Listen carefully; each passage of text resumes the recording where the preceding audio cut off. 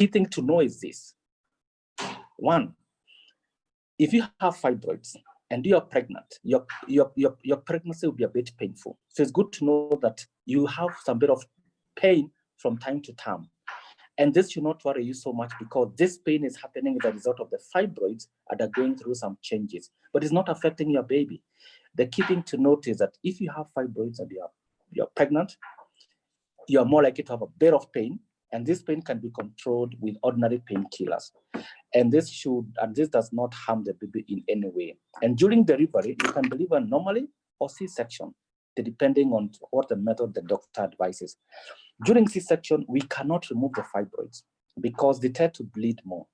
So some people say, oh, I have fibroid, let me deliver by C-section, because at cesarean section, I may have the fibroids removed. Removal of fibroids during C-section can be a dangerous affair because they tend to bleed a lot. And so we don't remove the fibroids during cesarean section unless they are on the lower segment and they're interfering with the removal of the baby. Then there you have to bite the bullet and say, let's get this fibroid off so that you are able to get the baby out. So we don't remove fibroid during cesarean section unless they are blocking the path for the baby. So that's it about uterine fibroids. Basic things about fibroids. The key thing to know is that they can be sorted out. And there's one more method I wanted to talk about, but it's not available in the country, but it's there. Maybe if you Google it, you may see about it. Is using through heating the fibroids by ultrasound. It is MRI guided, and then use ultrasound heat to melt the fibroids. It's not available yet in the country, but if you go out of the country, in the Western countries, there's something which is being done. It has its complications yet, but it is something new and novel. And I think the next 2 or 3 years, we'll begin to have such a procedure occurring in the country. Now, next topic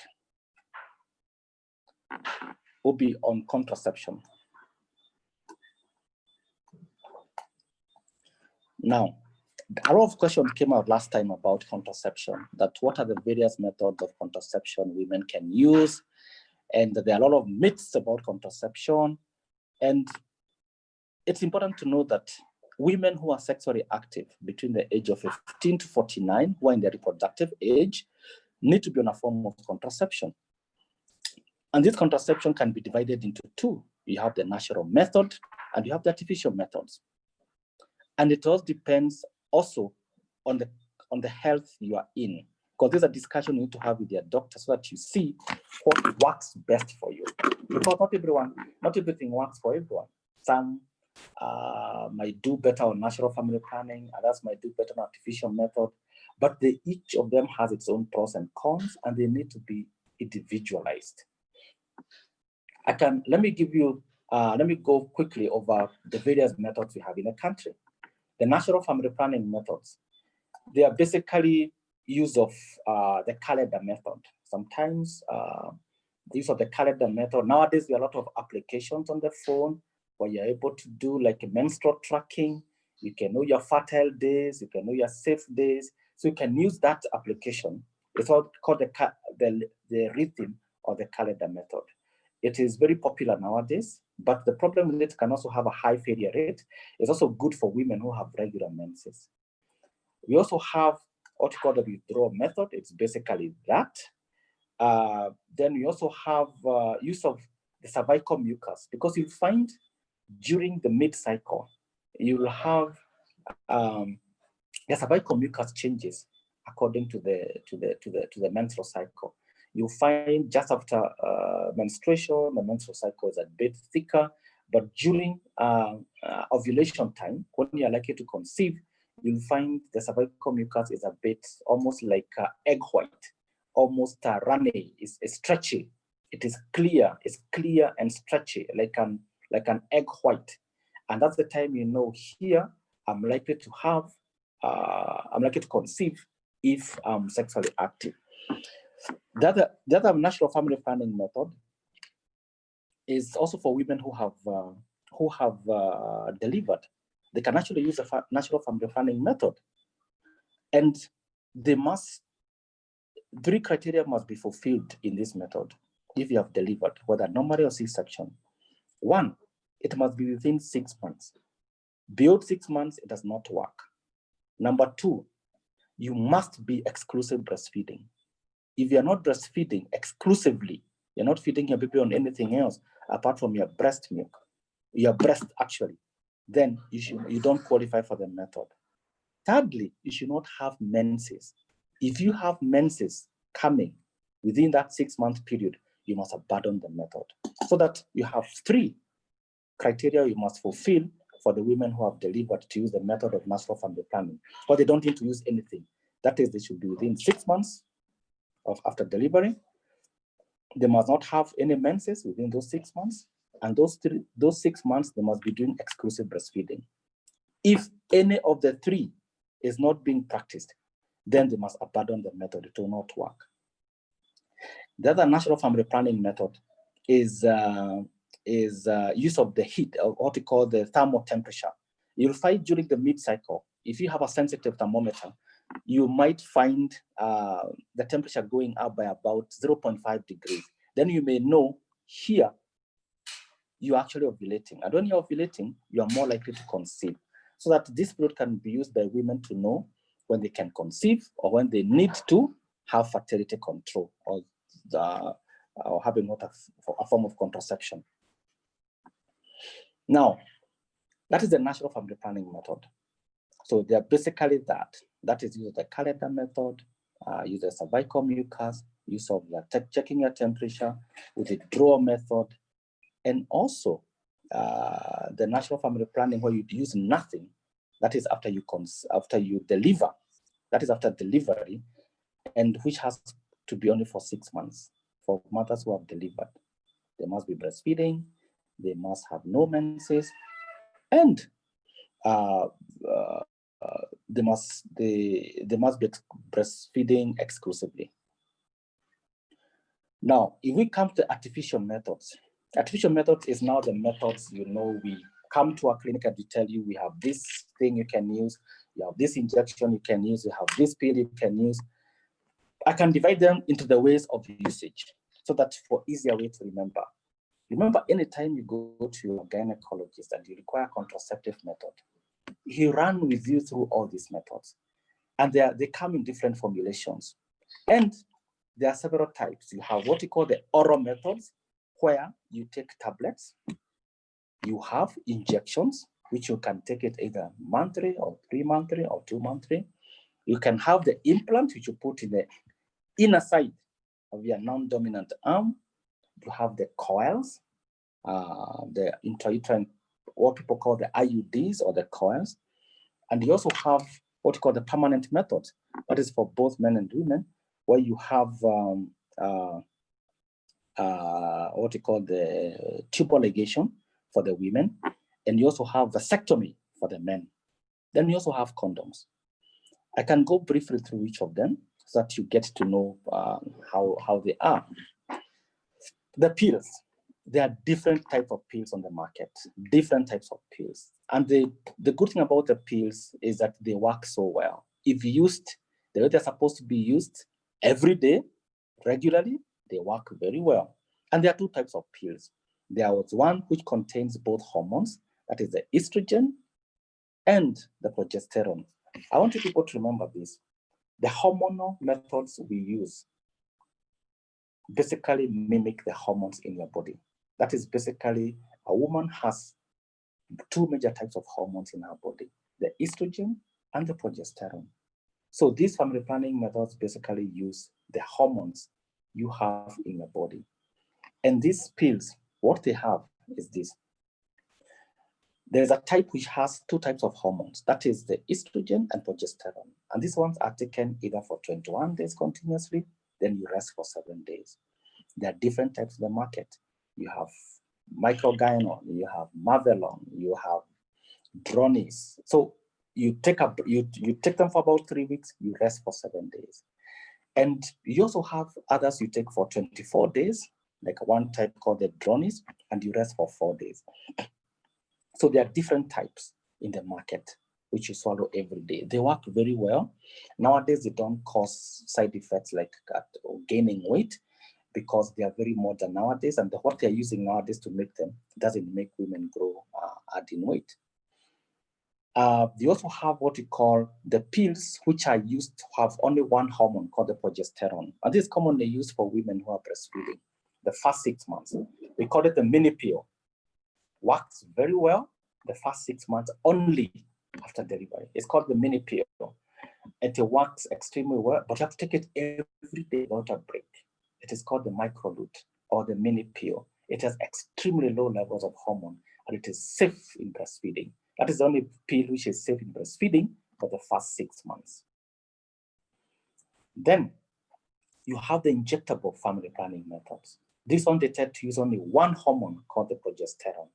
And there are 3 of them in the market. There was one which they use every month, although I think it has been withdrawn from the market. We have one for every 2 months. There's one for every 3 months called the Depo-Provera. The common side effects of these injections is you may get spotting once in a while, or you may lack periods. Then the other type of contraception is something called the patch. The patch looks like a piece of paper which can stick on your skin. Amazing. And you can stick to any part of your skin except the face, you can stick anywhere. You can stick on the back, on your abdomen, behind, on your thigh, and it is used weekly. So you use it continuously every week for 3 weeks, and then you rest for a week. It's called the Evra patch. It works excellently. It has no weight gain. It gives you regular menses, and it even reduces the amount of flow. It's very good for women who have painful periods. Painful, heavy periods, it actually reduces the flow. Then we also have the other kind of method we have is an implant. And in the market, we have 2 types of implants. The implants are actually fixed on the non-dominant arm. That means if you're right-handed, we fix it on your left hand. If you're left-handed, we put it on your right hand. And there are 2 types. We have the one for up to 5 years. Up to 5 years means you can use it continuously for up to 5 years. But if you need to conceive within those 5 years, you can remove it, and you are fertile within 72 hours. The one in the market is called Jadel. That's the one we have in the market.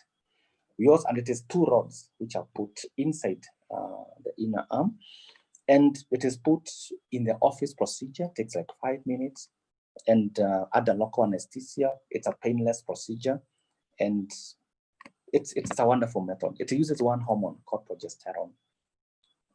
You also have the 3-year one. One in the market we have is called Implanon. There are also other types, but Implanon is one which came in the market originally. It's a single rod which can use for up to 3 years. Very good method. Also put in the non-dominant arm. And one of the key advantages of the implants is that they reduce your flow. The flow, if you have heavy periods, you find one of the key things they do is that your menstrual flow is markedly reduced, and even the pain. But they may cause troublesome spotting. One of the key things people may say remove this implant is because they may have troublesome spotting, which may refuse to go even with medication. But they are excellent methods. The failure rate is very low. The other methods are the coils. And there are 2 types of the coils on the market. We have the non-hormonal coil, which basically they use the copper. People keep on saying, oh, it's a plastic coil. There's no plastic coil. They are all plastic, but with a copper on it. That is the non-hormonal one. Copper T is the main one of them. Excellent method. It is put, all women qualify, especially women who do not have any problems. And it works very well. It is put if you have delivered within 6 weeks after delivery, and it's safe in breastfeeding, and it gives you regular flow. It does not cause any weight gain or weight loss. The only drawback with the coil, the non-hormonal coil, the copper one, is it causes you to have heavier, crumpier flow. So women on the coil may report that their menses are a bit heavier, their menses are a bit crumpier. Then there's another type of a coil called the Mirena, or the hormonal coil, or what you call levonorgestrel intrauterine system. this is a fantastic method because it can be used for up to 5 years. Sorry, the copper one can be used for up to 10 years. The Mirena one can be used for 5 years. That's the hormone one, the coil, which you put in the uterus. The Mirena, the key thing about it is that the Mirena is useful for women who have very heavy flow. In fact, nowadays, we are using it as a form of treatment for extremely heavy flows. Rather than going to theater, because you have this problem causing you to have extremely heavy flow, you can actually use the Mirena coil to reduce your heavy flow, especially if you bleed heavily during your menstrual period. So it works very well as a contraceptive and also helps reduce the amount of flow during menstruation. Then the other method which we need to talk about is a vasectomy for men. It's amazing that men seem to only have one method to use. That is vasectomy, which is basically tying off of what you call the epididymis, and it is a permanent method. It does not affect their sexuality. It can be done as an office procedure, but the key thing to remember is the man is still fertile up to 3 months. That means that even after the procedure is done, it's good to go to check on the sperm count after 3 months to make sure that there is no more sperm production. So it's always good to remember that after vasectomy, it's good to have that test done to make sure that the process is complete. And within 3 months, that process takes 3 months for the sperms to clear. For the women permanent method, we have what you call the tubal ligation, or the BTL, as it's commonly called. This is where we tie off the tubes.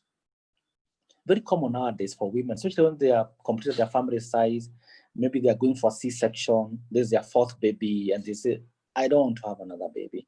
So can you use this during C-section to have my tubes tied off? And we do that. So basically what you do is that we tie off the tubes and cut them. We don't just tie, we tie the tubes and cut. So it's a permanent method. So it is not reversible. So this method, vasectomy and tubal ligation, are not reversible. They're permanent methods. So by the time you're making a decision to have them, then you must be absolutely sure that you do not want any more children. Then you have the condoms. Condoms are very important for all couples because they have 2 things. One, they can use the dual protection. They can be used in other methods for contraception because they also prevent sexually transmitted infections. Number 2, they also prevent pregnancies, but they're not very good in preventing pregnancies because they can fail because of incorrect usage. And so there's a 30% chance that they can fail. But the good thing about the condoms is that they help to prevent sexually transmitted infections. So they are best used with another method if you're trying to achieve contraception. That is what we call the dual protection. That is all about contraception. So we have 2 types, the natural family planning methods and the artificial family planning methods. The key thing is pick your choice, and especially for young women, for breastfeeding couples, for women who do not want to have children, you have your pick. The key thing is whatever position you are in life, whatever age you are, there is something for you in terms of contraception, whether natural or an artificial method. There's something you have to discuss with your healthcare provider so that you know what best suits you. Then the other topic, briefly, because I know there are 3 topics, and I know most of you may be feeling a bit tired, but maybe I can go over them quickly, is about sexually transmitted illnesses, what we call the STIs. I was told to talk about this briefly, so I'll just give you a brief rundown, not in a complicated way. But sexually transmitted infections are basically that. They are transmitted sexually. And sexually transmitted infections can be prevented through abstinence, through use of condoms.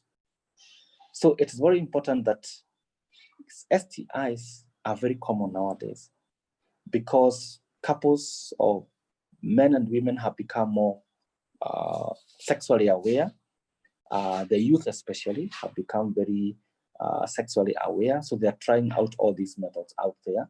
And they're getting more and more prone to STIs. And the worst thing about some of them is that they can be silent, where you do not feel any symptoms. Yet later on you come and you find, oh, you have infertility because you got an STI like chlamydia, or you got, which attacks the tubes and really destroys them. So it's always good to make sure that one of the key things about STIs is prevention. And this is through abstinence, 2, use of condoms, 3, treatment of yourself and also of your contacts, all the contacts you have. And there are several STIs. I can group them in terms of what causes what. And there are 2 main groups. We have what we call the bacterial types, and you have the ones which are called by viruses. That is, the bacteria are a group of organisms which cause the STIs, and you also have the viruses. So STIs are basically caused by those 2, the bacteria and the viruses. I just want to mention the most important of each of the 2 groups. That's the bacterial ones and the viruses. For bacteria, the most important I want to talk about briefly is something called chlamydia. Chlamydia is an extremely common sexually transmitted infection. It is every woman's nightmare because the biggest problem with chlamydia is that it's silent. You don't know whether you've gotten it. Maybe you may get some very slight discharge, but that's it. Then later on, you present with these pelvic pains, you present with pelvic infection, you present with infertility, where the tubes get damaged. Chlamydia damages the internal reproductive organs a lot. And the worst thing about it is that it is silent. So, and how can we prevent chlamydia? As we said, responsible sexual behavior, abstinence, use of condoms, and treatment, early treatment, plus the treatment of your contacts. The other common one is also gonorrhea. Gonorrhea causes a lot of discharge for women, a lot of heavy discharge. And for men, it also causes very painful discharge, penile discharge. And passing urine is a problem. So gonorrhea, at least it causes more severe symptoms. It's there. When it's there, it's there. The women get very heavy discharge. The men get very painful passing of urine. As compared to chlamydia, which even for men, they don't even feel the symptoms. Maybe they may feel slight issue, but which they don't even take seriously. So gonorrhea causes symptoms, and this one they need to be treated as soon as possible because they damage the internal reproductive organs. The other bacterial infection is syphilis. We are seeing a lot of syphilis. Syphilis is an old illness, and luckily there's treatment for it because syphilis, if it's untreated, eventually causes death because it eventually attacks your brain, your spinal cord. If you have syphilis and you're pregnant, the baby is affected. The baby will come up with congenital abnormalities, severe ones. So that's why even when you come for antenatal care, one of the key things we test our women for is syphilis, because syphilis is common. Yes, it's not as common as it used to be, but it's still there. But the good thing about syphilis, it is treatable.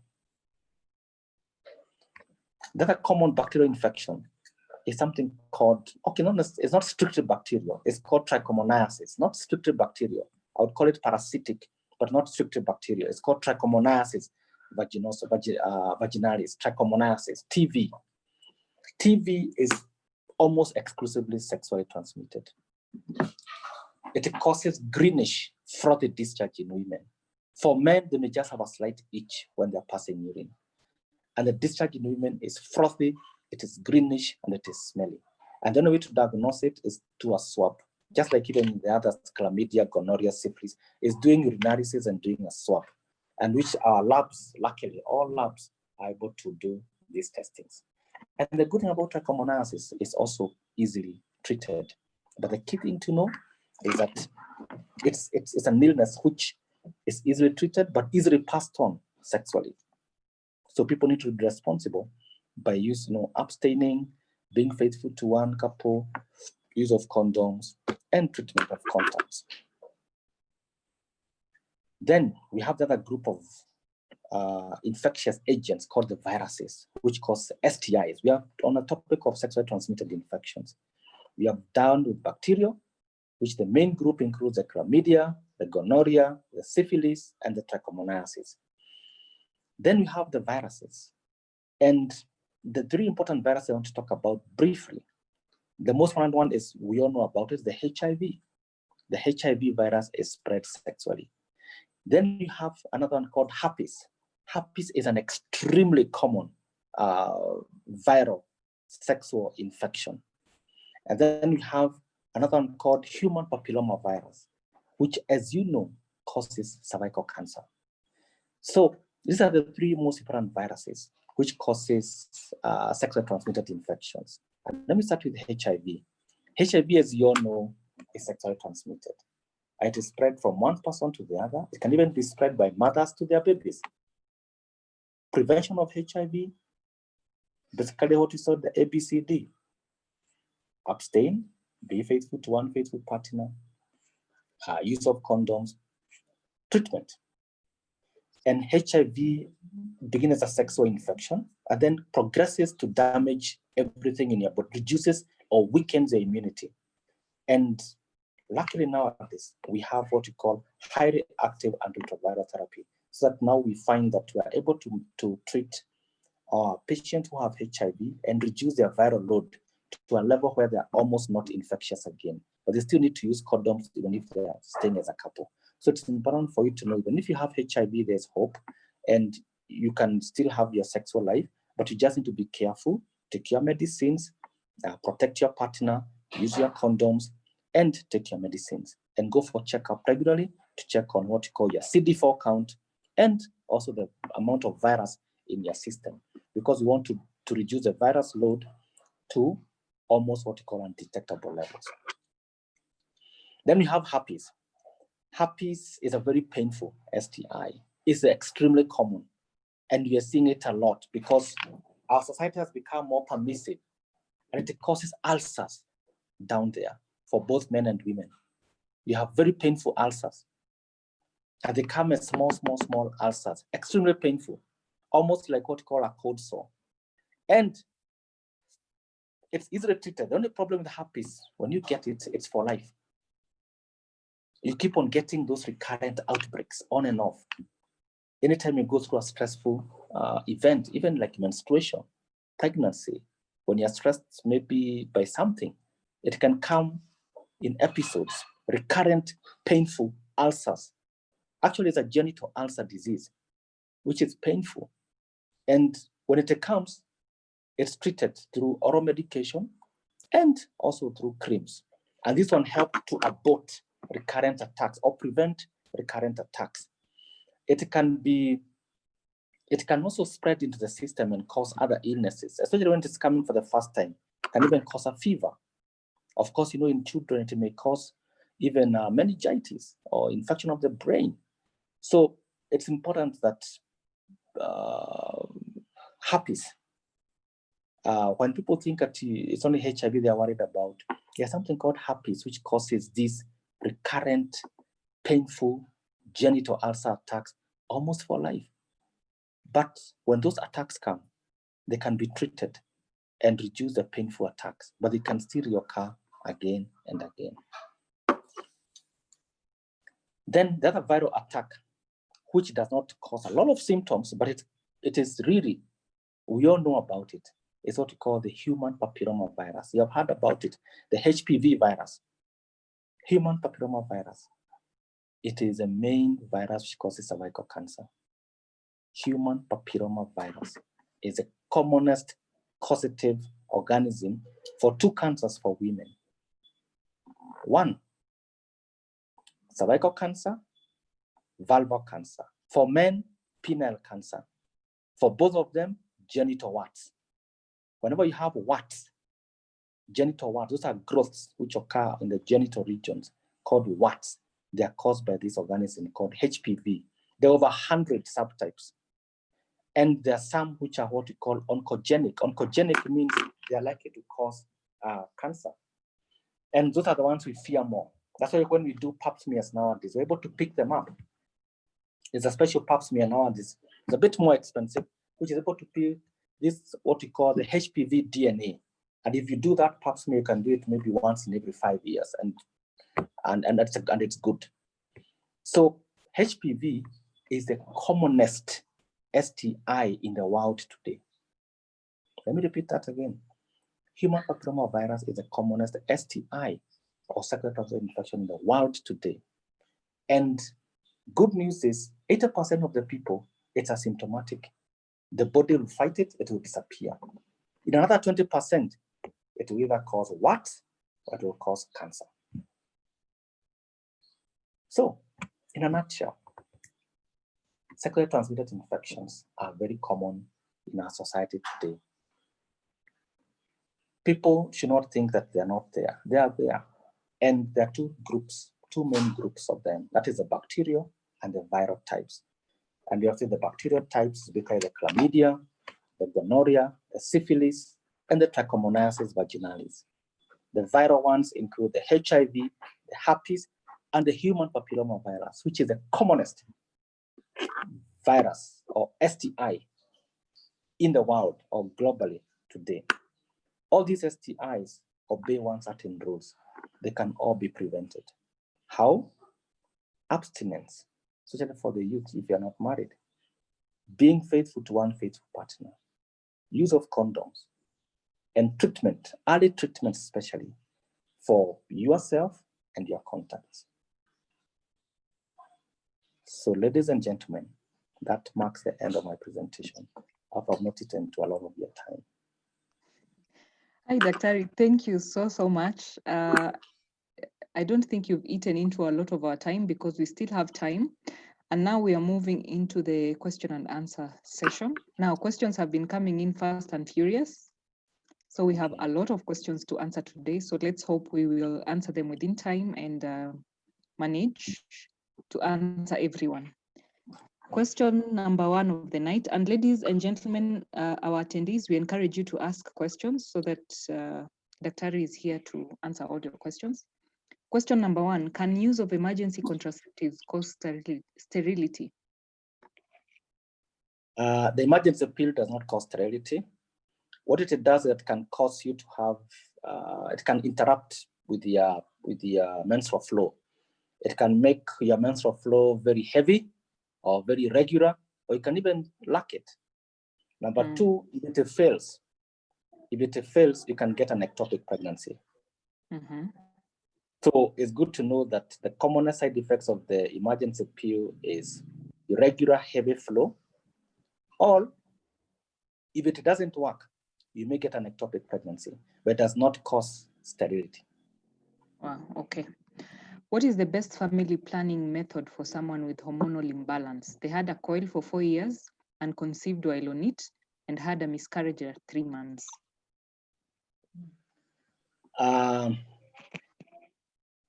It's interesting to know that everyone can use all the methods. So long as you don't have a life-threatening illness, I can control diabetes and control the high blood pressure. If you have hormonal balance, it's almost like saying die a mortal immortal. The key thing is, if you have a hormonal imbalance, then the best thing for you to use is a hormonal method. And there are several in the market. They can, like what you have gone through, you can use the oral pills, you can use the injectable method, you can use the implants, or even the hormonal coil can also be a good method. Okay. Another question, a friend had fibroids removed and they grew again, costing her a precious pregnancy. What was the problem? I don't get you. Their friend had fibroids removed and then the fibroids grew again, costing her a precious pregnancy.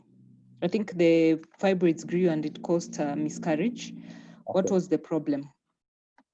It's good to know that fibroids, after they are removed, they can reoccur within 3 to 5 years, especially if one does not get pregnant. So what prevents fibroids from recurring, especially on a large scale, is getting pregnant within these 3 to 5 years. Mm-hmm. So it's good to know that fibroids after removal can still occur. In fact, the only sure way to make sure the fibroids are away is if you go into menopause or if you do a hysterectomy. But they can still be removed again. There's nothing wrong in going even for second surgery. Okay, but in this case, they had been removed and then they grew again. I think they probably grew when they were pregnant because it cost them a pregnancy. Yeah, that's why I'm saying that, yes, they can. If you remove all of them, you have like a window period of 3 to 5 years. After that, they start growing again. Okay. And if they start growing again, then they need to be removed if they are causing pregnancy losses. Okay. Now, what advice can you give someone with fibroids that can cause so much pain, especially during periods, but does not cause bleeding? They are 40 years old. They were removed 3 years ago, but it seems they are back. There are several ways of dealing with fibroids. One, if they are back, they can be suppressed. The medication can be used to shrink them. They can also be removed again surgically. Or you can also have, if she has completed her childbearing, she can have the whole uterus removed. Or she can have embolization. If she has had all her children, she can have embolization of the fibroids. The other thing is, could there be another thing causing the pain? Could there be something else like endometriosis? That's the other question should ask herself is, does she have another problem? Because sometimes you can have mixed problem, maybe fibroids and maybe endometriosis. Okay, there's something you have mentioned, embolism of the fibroid, or what did you say? What is that? Embolism of the fibroid. I talked about it. This is where we inject something to block the blood supply to the fibroid. Okay. Now, another question. Yes. Can removal of the uterus cause hormonal imbalance? Removal of the uterus does not cause hormonal imbalance because the ovaries are still left behind. So you only have hormonal issues if the ovaries are interfered with. And if the ovaries are removed, then you get into menopause. So removal of the uterus does not cause hormonal imbalance. Okay. I had a miscarriage 2 months ago. When am I likely to conceive again, or how long should I also wait for me to conceive again? I was on family planning for 5 years, had never conceived. This is my first time, was using Femiplan tablets. Sorry about that. And pregnancy losses is very common nowadays, and she should not be discouraged. What I would highly recommend is that she needs to go and see her health worker, try to see, could there be something which may have caused this pregnancy loss? And if there is not, because 95% we don't find the cause, then I always advise my clients, please conceive as quickly as possible, because it's also good for her, even for her psychological healing. Okay. Does the removal of the uterus have to be an open surgery? Removal of the uterus can be done in 3 ways nowadays. It can be done vaginally, it can be done by video surgery, or it can be done open surgery. It all depends on the competence of the doctor and the size of the fibroids. Okay. So it doesn't have to be an open surgery? Doesn't have to be. Okay. Thank you, Daktari. Coincidentally, I wanted to get on the pill for regulating my hormones. I read something on Daily Mail about microgynon and how it causes blood clots all over the body. I am not sure if this was a singled out case, but that scared me. Kindly help. And I experience very painful cramps and would like to get on something that can ease. Thanks. So there are 2 questions here. One is on the pill for regulating hormones. They read something on Daily Mail. And then the second one is on painful cramps, and they would like to get on something that can ease it. Okay. When your microgynon is a hormonal method, and it contains two hormones, that is the estrogen and the progesterone. The estrogen component, yes, may cause clots within the body.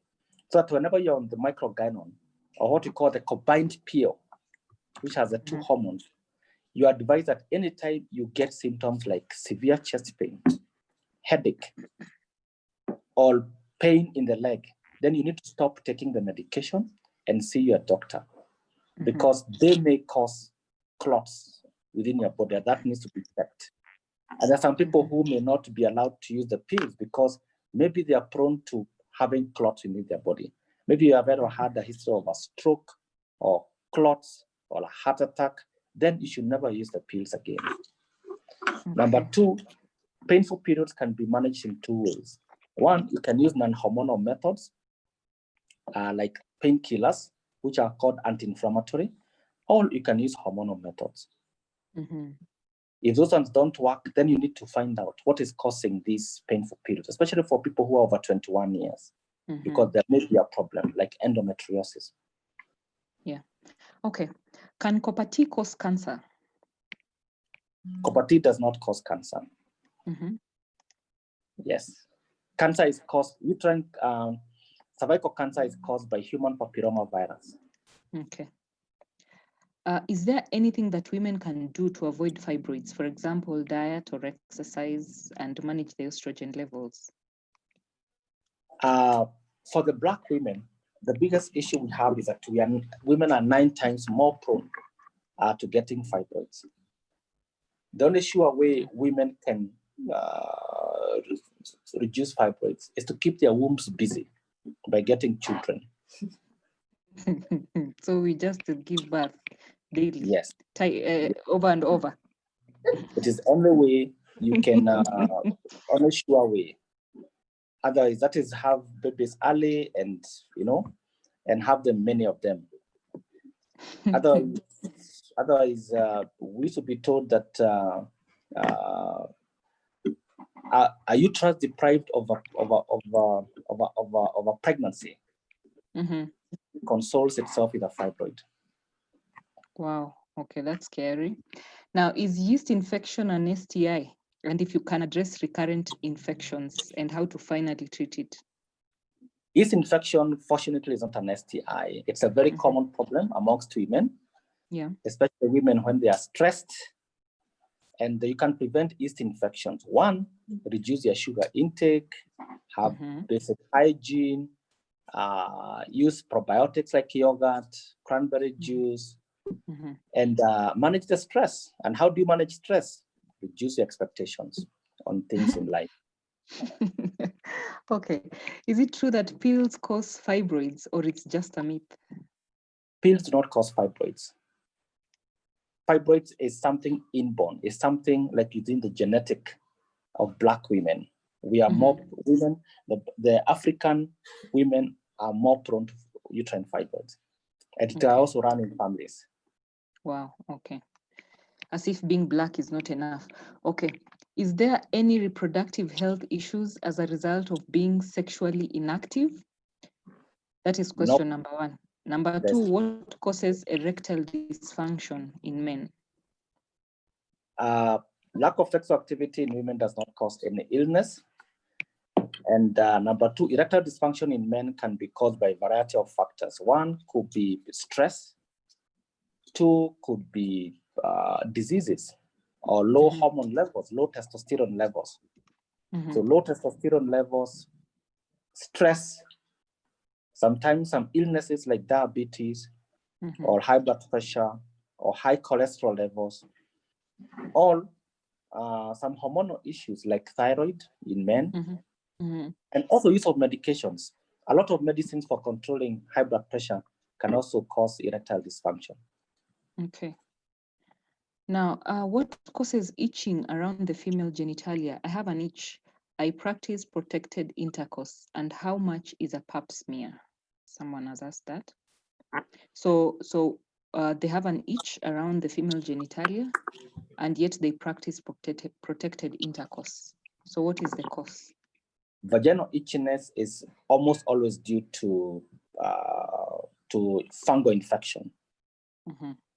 And this can be treated with topical antifungals and also inserts, vaginal inserts.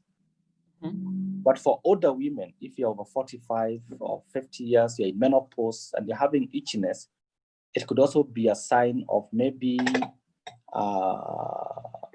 skin changes, which may result to cancer, or just because of menopausal changes.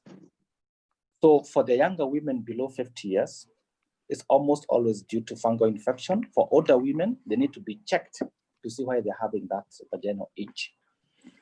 And the pap smear depends on the facility. From government hospitals, it's maybe 100 shillings. In private hospitals, can be up to 10,000 shillings, depending on where you go. Okay. Is it true that the 3 and 5 years pills affects miscarriages when one resumes? Which 3? 3 year? The 3-year and 5-year pills. I don't Pills. think these Pills are for the pills. implant. Maybe it's it must be the implant. Yeah. The implants, yes. Mm. The implants are a fantastic method for family planning, and they do not, they don't affect fertility. In fact, the good thing about them, the moment you remove them, within 72 hours, you can conceive. Mm-hmm. Okay, an interesting question here. You mentioned frequent passing of urine as one of the symptoms of fibroid. Is it the only reason, or could there be another reason for the frequent passing of urine? Frequent passing of urine is not, fibroids are not the major cause of that. What I'm saying is that if you have huge fibroids, they can compress on your bladder and make you have recurrent urinary tract, passing of urine. Mm-hmm. But we know that frequent passing of urine can be due to other things. Could be a sign of early pregnancy, or could also be a sign of urinary tract infection. So it's good to make sure that you be checked whether you have any urinary tract infection. Okay. Could it also be as a result of maybe multiple births, and therefore the walls of wherever down there are not firm enough to hold urine? Yes, it's possible, because traumatic vaginal births can also weaken what we call the pelvic floor. And this may cause issues of passing urine, where maybe you have what you call urge incontinence, where you can't even reach the toilet before you pass urine on yourself. Or even when you pass urine, even when you wake up, you still feel like you want to go back and pass urine. Or if you cough or sneeze, you are likely to wet your panties because you have passed a bit of urine. That's a form of incontinence. And that can occur of traumatic vaginal births, but delivery. How do they treat that? Treatment of that requires specialized care, and usually it is surgical. Okay. I am 27, my periods are very light and last for 24 hours or less. Is this okay? No baby, no family planning. Periods should last between 2 days to 7 days. So unless she's on anything she's taking hormonal, which could also even be foods or herbal medication. So if you're getting your periods for less than a day, less than 2 days, and they are light, then you need to be checked, because there's something could be happening. Because periods should be between 2 days to 7 days. Beyond 7 days is abnormal. Below 2 days is not normal. Okay. Do fibroids cause heavy discharge, and is there any way that can be dealt with before removing the fibroids? Fibroids do not necessarily cause heavy discharge. What they cause is heavy flow, heavy menstrual flow. Discharge may be due to other things like infection or any cervical polyps. So she needs to be checked to see, could there be something growing at the cervix? Could there be a fibroid which is protruding from the cervix? So she needs to actually have a checkup on that. Okay, an interesting question here. Why should women go for pap smear, and how often? It is important that all women who are sexually active must go for pap smear every year, because pap smears is a screening test for cervical cancer. And nowadays, we're even combining pap smear with HPV DNA screening, which is, as we talked earlier, we know that human papillomavirus is a sexually transmitted infection which causes cervical cancer. And this can actually be detected, the virus itself, and even the bad types, that you know what you need to be done as early as possible. Okay. So pap smear is an important screening test for cervical cancer. Okay. Should we vaccinate our teenage girls against HPV? Yes, they should. Okay. Teenage girls is an important thing. One of the key things of preventing cervical cancer is actually vaccination of our teenage girls and regular pap smears. and early treatment of any lesions which are precancerous. When we do that as a country or as a community, we reduce the number of women who come to us with advanced cervical cancer. Can you conceive immediately after removal of patch?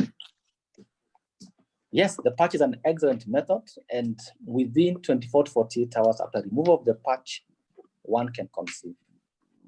Okay. Is steaming of vagina encouraged? If yes, why? It is discouraged. I was waiting for that answer. Yes, there should be no steaming because it causes more problems. Okay. What problems? One of them is it encourages one to get recurrent infections, recurrent vaginal discharges. Okay. Is candida infection sexually transmitted?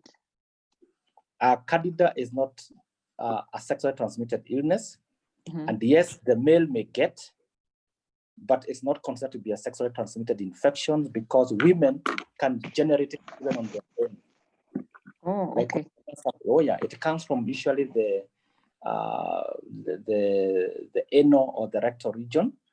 So it's not a sexually transmitted infection because you don't depend to have sexual contact to have candida. Okay. Now, I would like your input on the hepatitis. Somebody has asked that, but they haven't mentioned which hepatitis. They've just said they would like your input on hepatitis. Yes, I think that's something I also should have mentioned as one of the viruses. Thank you very much. Hepatitis B and C are also sexually transmitted, and they can also be transmitted through blood transfusion. But luckily, the good thing is that our blood transfusion are able to screen for hepatitis B and C, so that most of the times we have our hepatitis B and C is mainly sexually transmitted, or use of sharing needles and injections, especially for intravenous drug users. Yes. Okay. What's the relationship between fibroids and DVT? Oh yes, fibroids can cause DVT because what they do is that when they are large, they can actually cause, they can reduce the blood flow back to the heart. They cause what we call stagnation of blood within the legs. And we have seen a lot of women with huge fibroids getting prone to getting what we call clots or DVT within their legs. Wow, okay. What causes some itchiness below the breast and have some marks? Is it vaginal related? Itchiness below the breast is usually caused by allergy reactions because of the brass. That's one of the commonest. Sweating below the breast, or sometimes also fungal infection. Okay. Is a painless pimple in the genitalia a sign of cancer? Okay, not really, but it needs to be checked, to be evaluated. Yeah, because it's painless. Yeah. Okay. Most of the STIs are now contracted in marriages where abstinence and condoms are not an option. What can we do? 2, if one partner has an STI, what's the advice to do for the partner who is negative? Yeah, we have seen a lot of STIs arising in marriages because of lack of faithfulness. Because both men and women in marriages can also have another sexual partner. And this can spread the STIs like HIV, syphilis, gonorrhea, chlamydia, hepatitis. It's good that when one partner has contracted this illness, the partner also need to be treated. Okay. Of course, it's not an easy topic to have in marriages, but one has to bite the bullet and protect his partner, especially if you have contracted an STI, to make sure that you go for treatment. And if you have been sexually active with your spouse, then it is good for her also to be treated. Okay. I never used to get menstrual cramps or pains, but these days I get headaches. What might have caused it? I don't repeat the question. They never used to get menstrual cramps or pains, but nowadays they get headaches. I think during their menstrual period. Okay. Yeah. So they're wondering what would have caused that. It's all to do with the hormones released during menstruation. There's some certain hormones called prostaglandins. And this hormone called prostaglandins causes usually the crampiness. It can cause a bit of diarrhea. It can make you a bit nauseated. It can make you have a headache. It can just make you feel a bit sick or fatigued. These are called prostaglandins. And so we see women sometimes having either one of these symptoms or a combination of all of these symptoms. So headache is part of it. Okay. What are the long-term effects of removing the uterus? The uterus removal, the purpose of a uterus is to carry babies. That is the only purpose of a uterus. So if the uterus is removed, there's no further, there's no effect on the body. Because it doesn't affect the hormones, it doesn't affect sexuality. Okay. There are two questions here. I think they're a bit related. One, they get a congestion every month just before their period. And during their period, they get a chest congestion. Is there a correlation?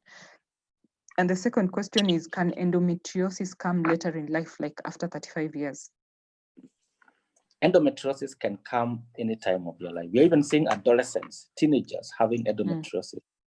Wow. As long as you're between the age of 15 to 49, you can get endometriosis. And endometriosis can even cause you to have nose bleeding during periods. It can make you have chest congestion. It can make you have, serious pelvic pains. Because it can go to everywhere in the body. And you can get it at any time in your life. Okay. How can you control heavy bleeding on adenomyosis? I had to stop the hormonal pill because it made my periods irregular. Adenomyosis causes extremely heavy flow, which is cramping, because the uterus wall gets thickened. And one of the ways, originally what we used to do for adenomyosis was to remove the uterus. But nowadays what we are doing is that we can use the hormonal coil, which helps to reduce the flow considerably. We can use other medication to treat, like the ones what we use to treat endometriosis, like oral tablets like Visan, which can use for 6 months, or injections like Zoladex or Luprite, which can give monthly for 6 months, basically to help to shrink the adenomyosis. So nowadays we have treatment for it. Okay, two questions on vaginal cleanliness. Somebody says they use vaginal wash, that is the lactacid. Is it good? Shed some light. And somebody else has also asked on inserting garlic, because they have seen women inserting garlic in their vagina for cleaning. The lactacid is an excellent vaginal wash, because what it does is that it protects the bacteria coming from the anal side and coming to attack the birth canal area. So I would recommend it highly. That is lactacid, vaginal wash, they are good. But douching, no. Nobody should ever douche. Number two, what is douche? garlic. Maybe you need to explain to them what douche is. Douching is why you maybe pour water inside the birth canal to help to clean. Maybe use a syringe or something which helps to, it's like you almost use like something to push water or something inside the birth canal. Use of garlic. Garlic we know is a natural antibiotic. And it is not recommended for vaginal use really. Well, people in the historical times used to use things like yogurt. We have seen women using tampons soaked in yogurt to help to reduce vaginal infections. But this is no longer recommended, because nowadays we have modern ways of dealing with these recurrent problems. Okay. There's a lady, 54 years. They did a TL in 2000 after having their last born. They were diagnosed with fibroids, which have overgrown and crossed the uterus wall. They do not want to be operated. How can you help? They are averagely about 130 kgs, and they stopped their periods in March 2020. They're in a lot of pain, especially when they bend. Okay. That couple looks like they have also completed their family size. Yes. So there are two options could be, which I would recommend. Of course, one would be the removal of the uterus, which they are not keen on. Two, we can also have what you call embolization. Embolization, or what you call uterine artery embolization. Embolization is like passage of clots to the blood vessels supplying the fibroids. And which I said is injected through a vein within the leg. It is done in our major hospitals like Nairobi or Aga Khan Hospital. It costs between 300,000 to 400,000 for overnight stay. And it's done in seasons. And I would recommend that for her. Okay. Now, someone else has urine-like discharge for so many days in a month. They have carried out all tests ordered by their gynecologist, but nothing found. It does not smell, but the spotting is irritating. What would be the cause? It's also good for them to check out for whether could they be having a fistula. But they're saying it's not smelling. Yeah, have they had surgery before where maybe they could injured maybe the ureter or the bladder, where they keep on getting this leak? And have they had pap smears also? Could they be douching? Could they be highly stressed out? You know, when women are highly stressed out, they're also prone to discharges. Could they be traveling a lot? Have they tried to use any preventive methods, like even use of probiotics? So those are all questions we need to, and ways we need to evaluate her. Okay. Someone else has very low period flow, and after using Mirena for 4 years, they started spotting and having hot flashes. Then later they were told ovaries are not functioning well. And it's like they're having premature menopause. They are 35 years and they want another baby. Wow, Polly, about that. Mirena does not cause premature menopause, but the best thing would be to remove the coil. And there's some hormones which can be done to assess what you call the ovary reserve to see is she really in menopause or not. And sometimes when you give it time, maybe after 6 months or 1 year, the ovarian reserve, if they're below 40, may come back to normal. Okay. So it is something she may just need to give time, but she needs to remove her Mirena and observe. And if still within 6 months, 1 year, she's still experiencing the same, then she needs to be reevaluated again. Okay. Advice on recurrent UTIs with more than 3 years of treatment with antibiotics, home remedies, and even cranberry juice, but no changes seen. It also depends on the age of the client, sex or partners. Does she travel a lot? Is she a stressed girl? Does she drink a lot of water? And if all those things she has done and they have not worked, sometimes we may do what we call cystoscopy. Cystoscopy is where we do it in theater. We don't cut anywhere. We go with a camera through the urethra and the bladder, so that we check inside the bladder and see what is happening to the inside of the bladder, such as getting recurrent UTI. It's a day procedure. It takes like half an hour or 1 hour, and you're able to come up with a diagnosis. Okay. How often should one have their pelvic floor reviewed after reconstructive surgery? I had an RVF repaired 9 years ago. Well, it's whenever you have had an RVF, which is a fistula repair, retrovaginal fistula, it is good to continuously do what we call the pelvic floor exercises, like Kegel exercises. It's always good to do at least once a year. You go to your gynecologist and have a checkup, in addition to doing the other annual checkups one is supposed to do as a woman, like pap smears, breast examination. Okay, after cesarean section, how long should one wait before becoming sexually active? After C-section, let me say this, after delivery, whether it is C-sections or vaginal delivery, sexual activity should not start until 6 weeks.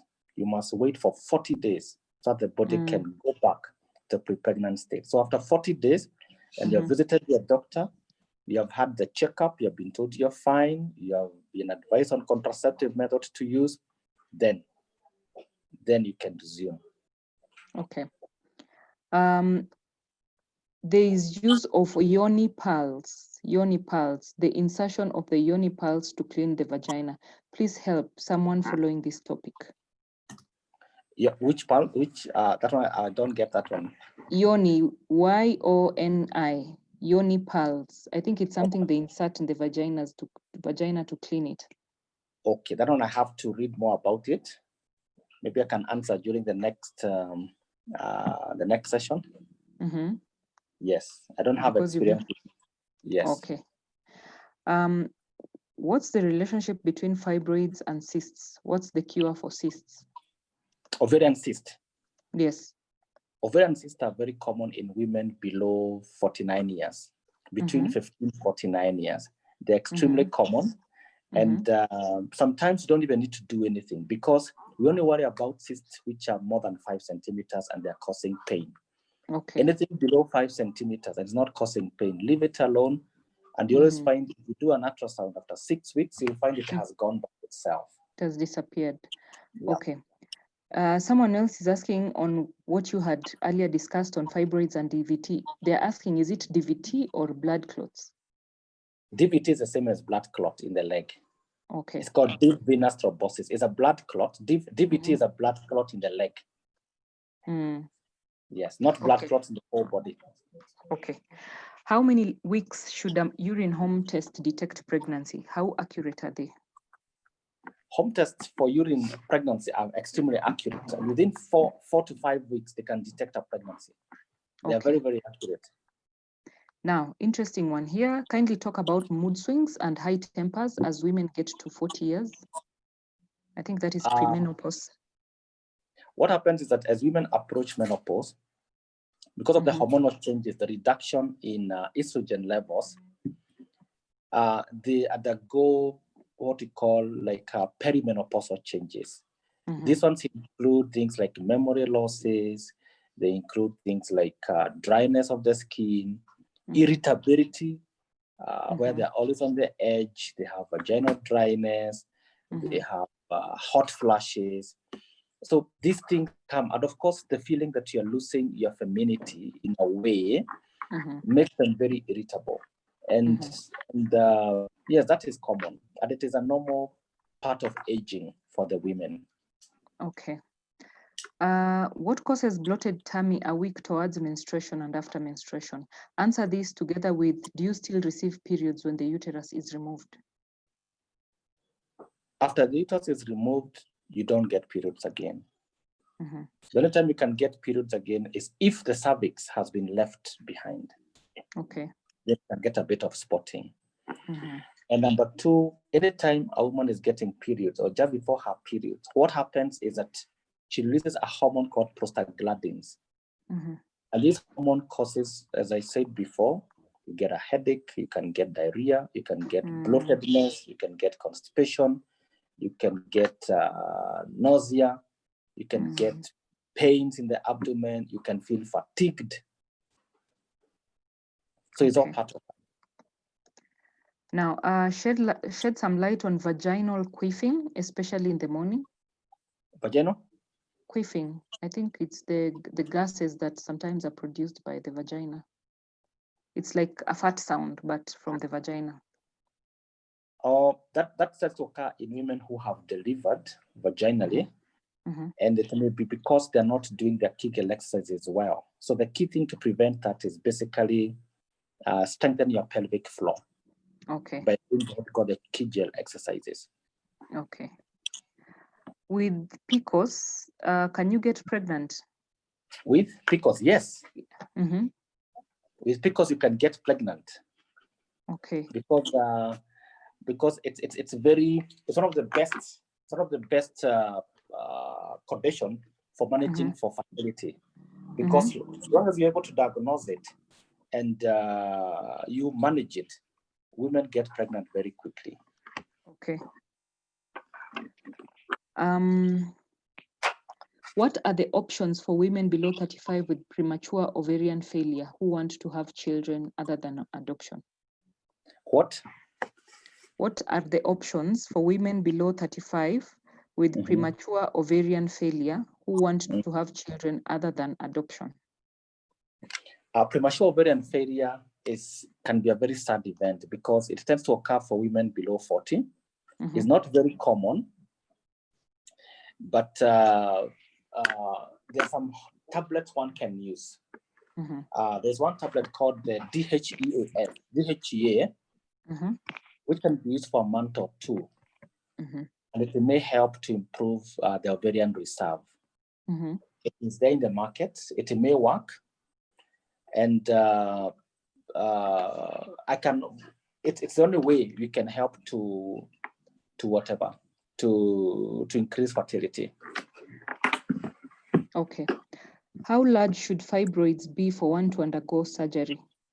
And what is the best and permanent solution? I think we have answered the best and permanent solution for menstrual cramps. Maybe you can answer on how large should fibroids be for one to undergo surgery? Any fibroids above a pregnancy size of about 14 weeks, those fibroids need to be sorted out. That is, if you examine them in the abdomen, we say, oh, these fibroids correspond to somebody who is about 3.5 or 4 months pregnant, then you know these fibroids need to be removed. Okay. So any fibroid bigger than, we don't really look at the size, we look more at this, how big have they enlarged the uterus in corresponding to a size of a pregnancy. If it is more than 14 weeks, then you start thinking of considering doing the surgery. Okay. Because the bigger they are, the bigger they are, they also start causing other symptoms like compressing of the kidney. Oh, wow. Okay. Is it true that the patch can cause blood clots and breast cancer? Yes, the patch can cause blood clots, yes, it's true, because it has estrogen levels. And breast cancer, no. Okay. What causes lacerations, itchiness, and redness around the vaginal area? Itchiness and laceration. Yeah, lacerations, itchiness, and redness. That can also happen. It also depends on the age, by the way. If one is menopausal, that can be quite common, to be part of the menopause. But if it is, if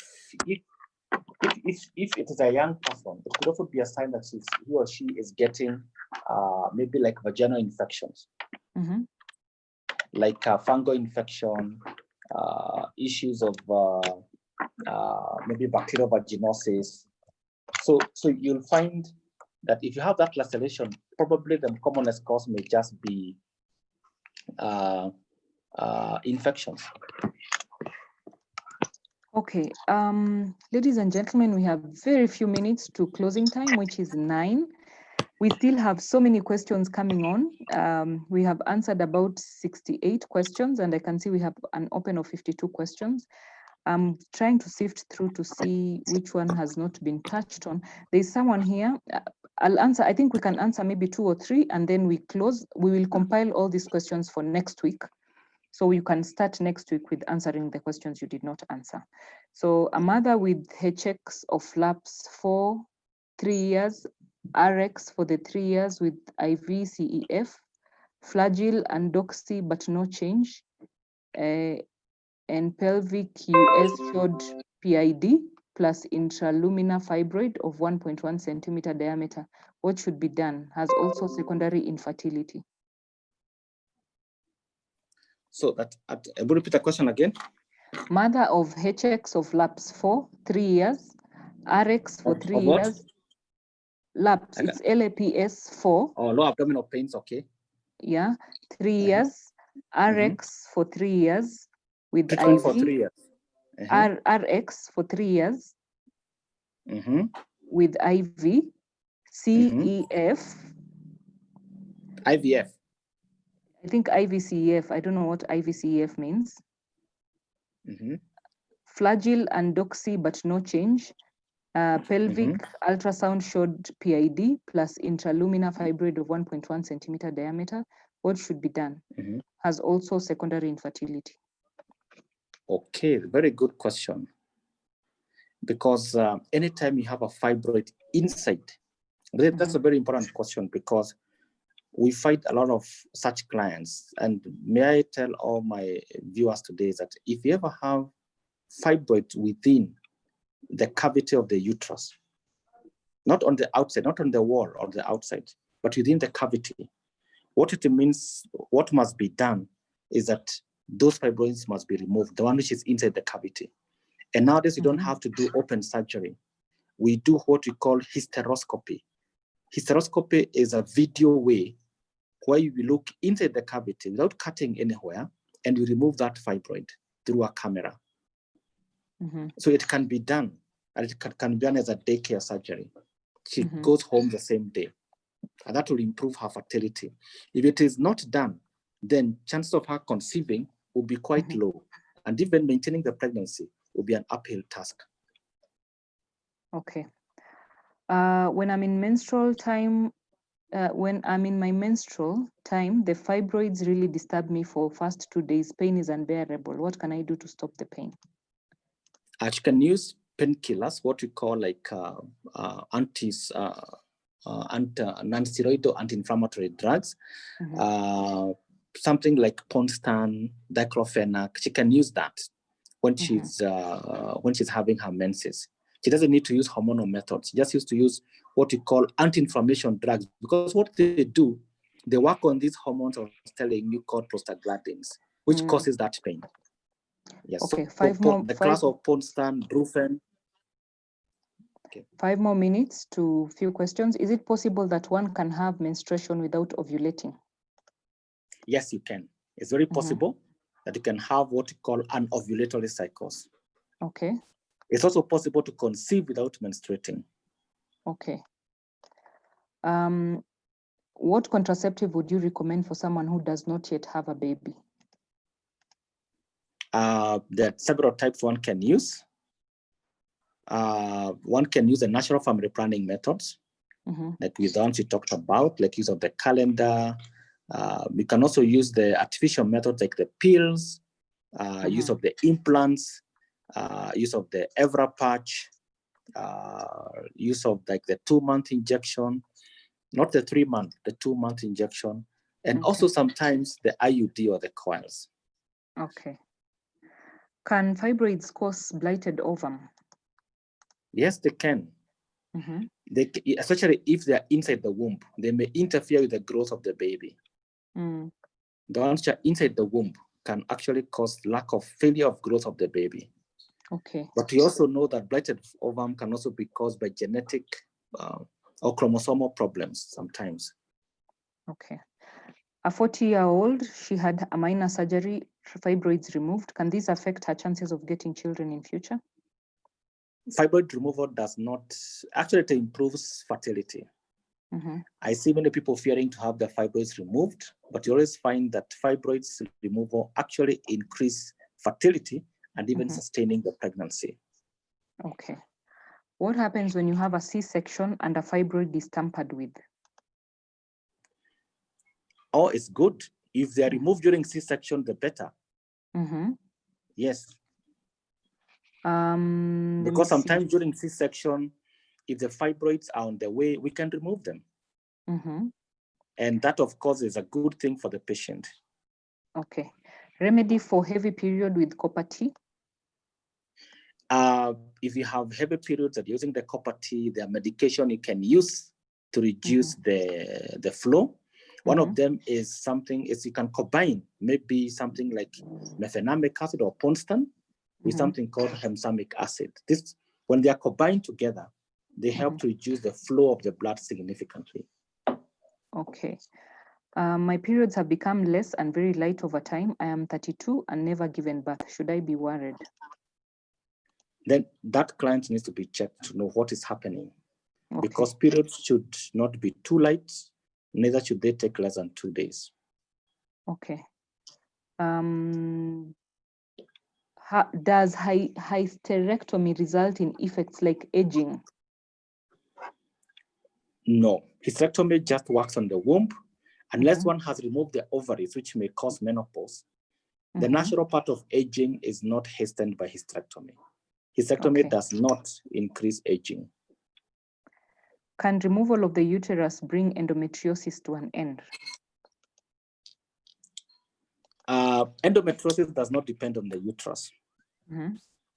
it depends on the effect of the ovaries. So long as one is between 15 to 49 years, endometriosis will continue to be there, with or without the uterus, until one achieves menopause. Menopause is the only therapy for natural therapy for endometriosis. Okay. Or removal of the ovaries. What pills would you recommend to regularize periods and boost fertility? There are several methods, but basically, there are methods in the market one can use. Some could almost be like vitamins, some could be more like herbal medication, others could be conventional medicines. Yes, they are there in the market. An 8-year-old girl has recurring smell on vagina when urine is checked, no UTI infections, though the doctor says the urine is very acidic. How do you prevent this? For young girls, especially when they turn the age of 7, 8, they need to be shown how to, hygiene is very important. Also what they are eating, and also to be encouraged to drink lots of fluids.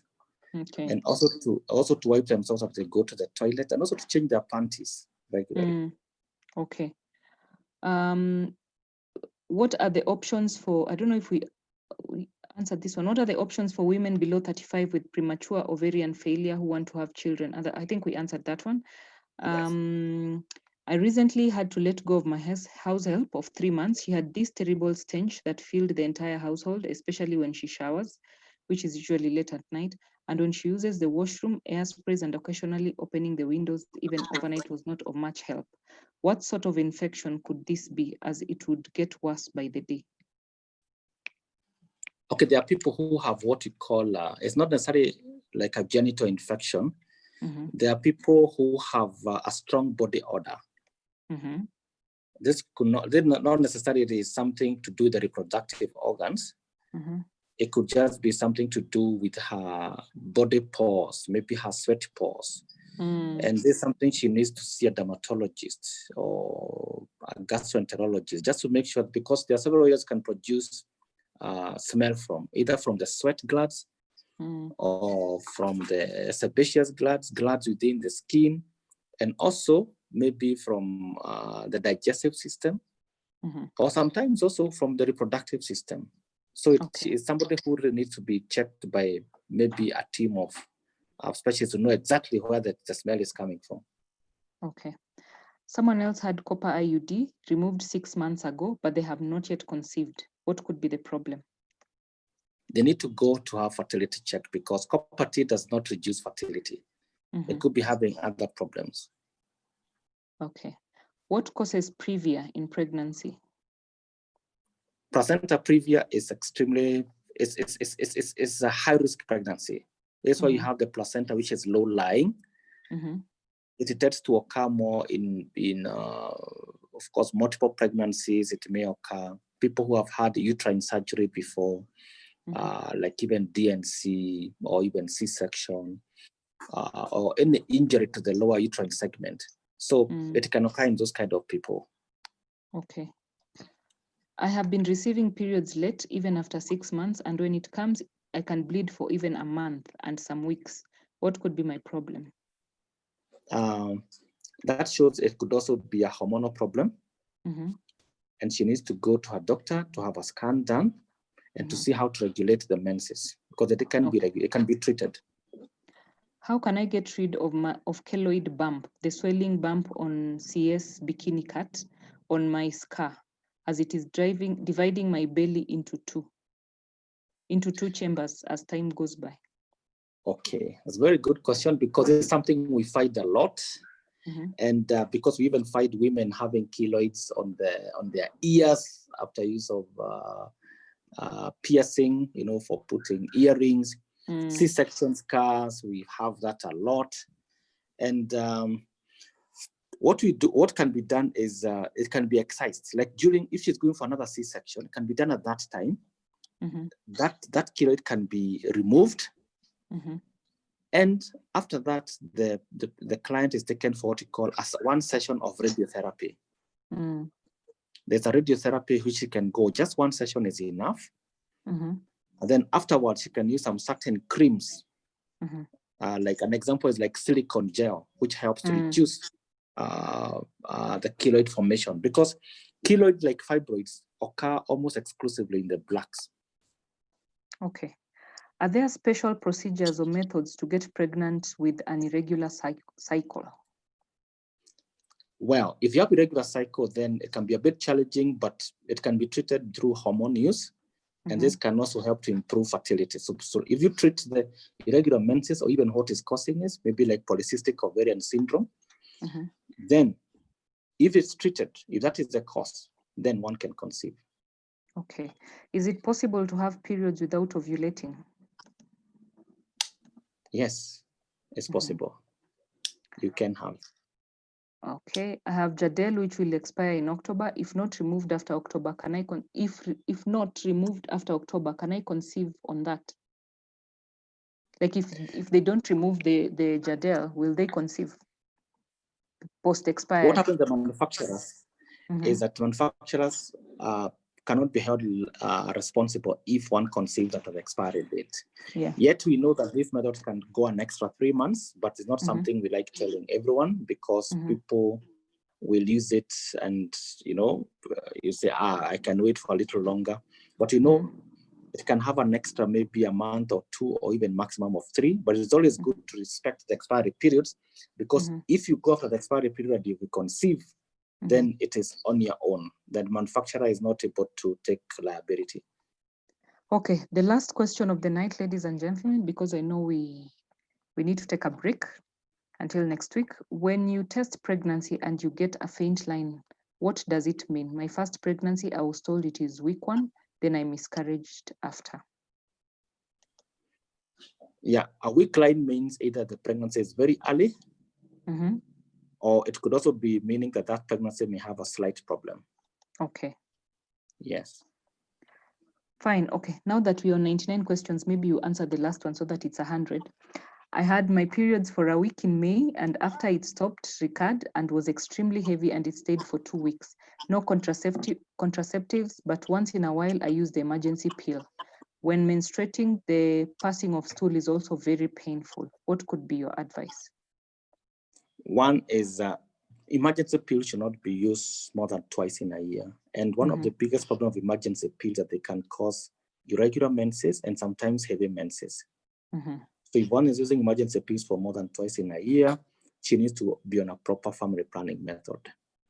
Okay. Number 2, having painful passing of stool could be could be endometriosis, can also cause that. Could also be hemorrhoids.